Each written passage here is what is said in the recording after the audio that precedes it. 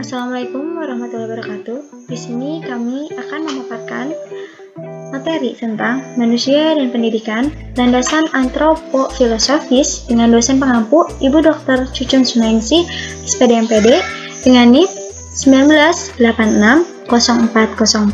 1986040415042002. Sebelumnya, perkenalkan, kami dari kelompok 6.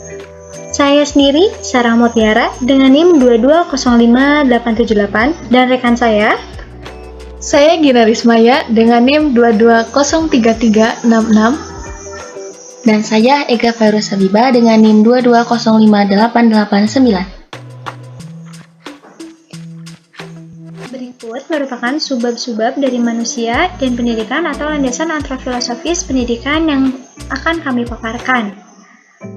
Yang pertama ada tentang dimensi manusia.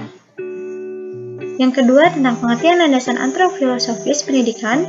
Dan yang terakhir ada pendidikan sebagai humanisasi. Materi yang pertama akan saya jelaskan. Manusia dan pendidikan secara garis besar. Manusia adalah makhluk Tuhan yang Maha Esa sebagai kesatuan badani rohani manusia hidup dalam ruang dan waktu, memiliki kesadaran atau consciousness, memiliki penyadaran diri self-awareness, mempunyai berbagai kebutuhan, insting, nafsu, serta mempunyai tujuan. Dalam arti luas, pendidikan adalah hidup. Artinya, pendidikan adalah segala pengalaman belajar di berbagai lingkungan yang berlangsung sepanjang hayat dan berpengaruh positif bagi perkembangan individu. Materi yang pertama akan disampaikan oleh saya sendiri, dimensi manusia. Seseorang atau individu manusia yang sejak kelahirannya dari penciptanya dibekali dengan hakikat manusia untuk pengembangan diri dan kehidupan selanjutnya. Ia dilengkapi dengan dimensi-dimensi kemanusiaan yang melekat pada diri individu itu. Dimensi-dimensi itu sebagai berikut. 1. Dimensi keindividuan. Manusia sebagai makhluk keindividualan dimaksudkan sebagai orang yang utuh, yang terdiri dari kesatuan fisik dan psikis. Kandungan dimensi keindividualan adalah potensi dan perbedaan. Di sini dimaksudkan bahwa setiap individu pada dasarnya memiliki potensi, baik potensi fisik maupun mental psikologis. Yang kedua, ada dimensi kesusilaan. Masalah kesusilaan maka akan selalu berhubungan erat dengan nilai-nilai. Nilai-nilai adalah sesuatu yang dijunjung tinggi oleh manusia, mengandung makna kebaikan, keluhuran, kemuliaan, dan dijadikan pedoman hidup. Pada hakikatnya, manusia memiliki kemampuan untuk mengambil keputusan, nilai-nilai susila dan melaksanakannya. Sehingga dengan demikian dapat dikatakan manusia bila memiliki nilai-nilai, menghayati dan melaksanakan nilai-nilai tersebut. Yang ketiga, ada dimensi kesosialan. Manusia di samping sebagai makhluk individual, dia juga makhluk sosial. Perwujudan manusia sebagai makhluk sosial tampak dalam kenyataan bahwa tidak ada yang mampu hidup sebagai manusia tanpa bantuan orang lain. Manusia hidup dalam suasana interdependensi dalam antar hubungan dan interaksi. Yang terakhir, ada dimensi keberagaman. Dimensi keberagaman, kandungan dimensi keberagaman adalah iman dan takwa. Dalam dimensi ini terkandung pemahaman bahwa setiap individu pada dasarnya memiliki kecenderungan dan kemampuan untuk mempercayai adanya Sang Maha Pencipta dan Maha Kuasa, serta mematuhi segenap aturan dan perintahnya. Keimanan dan ketakwaan ini dibahas dalam agama yang dianut oleh individu. Kitab suci agama serta tafsir yang mengiringinya memuat kaidah-kaidah keimanan dan ketakwaan tersebut. Pengertian landasan antropofilosofis pendidikan. Yang pertama, landasan antropologi pendidikan. Antropologi berasal dari bahasa Yunani, yaitu kata anthropos yang berarti manusia dan logos berarti ilmu. Antropologi mempelajari manusia sebagai makhluk biologis sekaligus makhluk sosial. Antropologi adalah salah satu cabang ilmu pengetahuan sosial yang mempelajari tentang budaya masyarakat suatu etnis tertentu.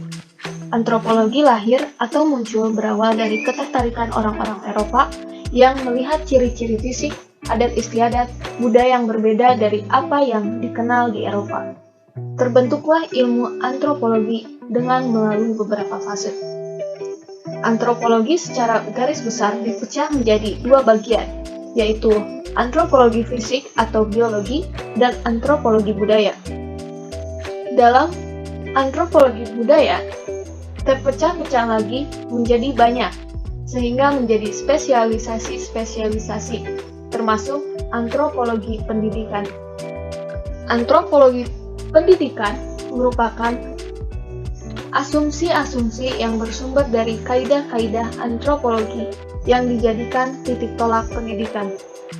Seperti halnya kajian antropologi pada umumnya, antropologi pendidikan berusaha menyusun generalisasi yang bermanfaat tentang manusia dan perilakunya dalam rangka memperoleh pengertian yang lengkap tentang keanekaragaman manusia, khususnya dalam dunia pendidikan. Yang kedua, landasan filosofis pendidikan. Filosofis berasal dari bahasa Yunani yang terdiri atas suku kata philien atau philos yang artinya cinta, dan sophos atau sophia yang artinya kebijaksanaan, hikmah, ilmu, kebenaran. Secara maknawi, filsafat atau filosofis dimaknai sebagai sesuatu pengetahuan yang mencoba untuk memahami hakikat segala sesuatu untuk mencapai kebenaran atau kebijaksanaan.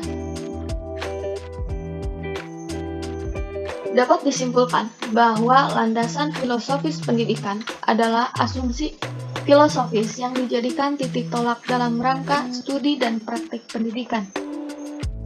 Sebagaimana yang telah kita pahami, dalam pendidikan mesti terdapat momen studi pendidikan dan momen praktek pendidikan. Melalui studi pendidikan, antara lain kita akan memperoleh pemahaman tentang landasan-landasan pendidikan yang akan dijadikan titik tolak dalam praktek pendidikan.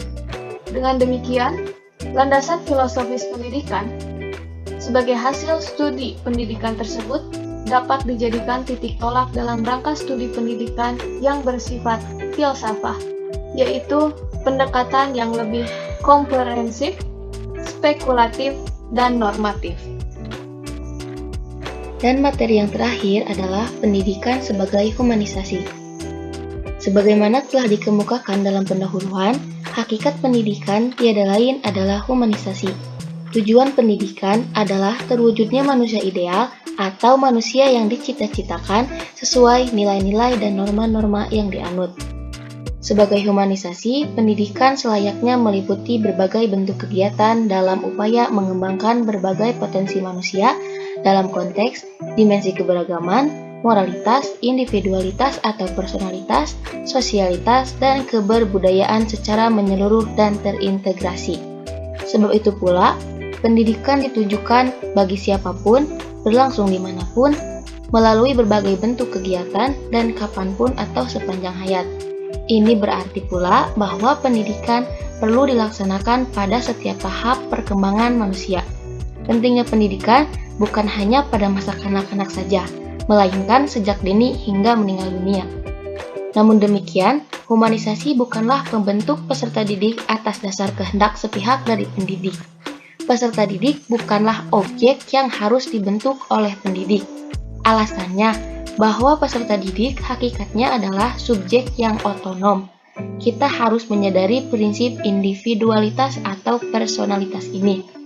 Sekuat apapun upaya yang dilakukan pendidik, apabila dilakukan dengan melanggar prinsip individualitas atau personalitas dari peserta didik, maka upaya itu tidak atau bahkan sulit untuk dapat diterima oleh peserta didik.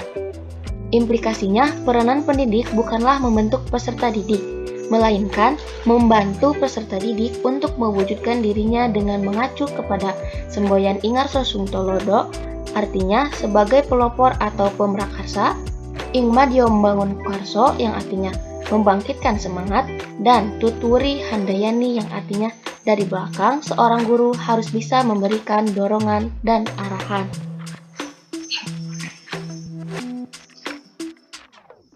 Dari materi yang sudah dipaparkan, dapat disimpulkan bahwa dimensi manusia memiliki 4 dimensi, yaitu dimensi keindividuan, dimensi kesosialan, dimensi kesusilaan, dan dimensi keberagaman, yang sangat berkaitan dengan kehidupan sehari-hari. Landasan pendidikan adalah seperangkat asumsi yang dijadikan titik tolak dalam rangka pendidikan. Berdasarkan sumbernya, jenis-jenis pendidikan dapat dibedakan menjadi beberapa bagian. Salah satunya adalah landasan antropologi pendidikan dan landasan filosofis pendidikan. Pendidikan sebagai humanisasi adalah proses pendidikan yang ditujukan untuk pembangunan potensi-potensi peserta didik sebagai manusia seutuhnya, yang dilakukan secara manusiawi atau memanusiakan manusia, sehingga peserta didik dapat berkembang baik menuju ke arah kesempurnaan.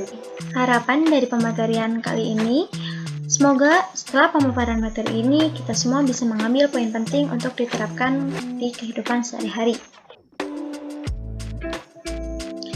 Terima kasih atas perhatiannya, karena di sini kami perempuan semua, jadi kami tidak meminta maaf apabila ada kesalahan, karena perempuan selalu benar.